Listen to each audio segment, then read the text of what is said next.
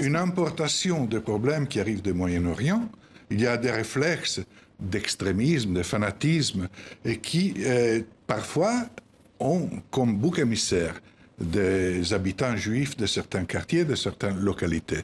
Il faut réagir avec une pédagogie réelle, avec un sens, et c'est aussi pour ça que même certains problèmes internationaux doivent être interprétés avec un esprit constructif à mon sens.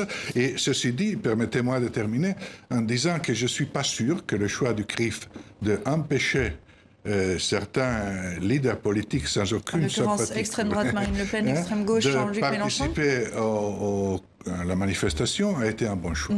Je crois que malgré toutes les différences, dans le moment de la mobilisation, c'est toujours mieux de rassembler que de se diviser. Parce qu'il y a une polémique autour de la marche, Jean-Christophe. Oui, je voulais rajouter qu'à propos du CRIF, quoi qu'il ait dit le CRIF, il y avait quand même un espoir, j'ai trouvé, dans cette manifestation, parce qu'elle était quand même, il n'y avait pas que des juifs à cette manifestation.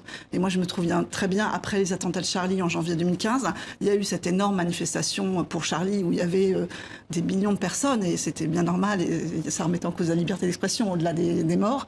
Et puis le lendemain, il y a eu une manifestation à l'Hypercacher, et il y avait 100 fois moins de monde. Il y avait 100 000... Voilà, moi j'étais aux deux, et je peux vous dire qu'à l'Hypercacher, il n'y avait que des juifs qui pleuraient des juifs.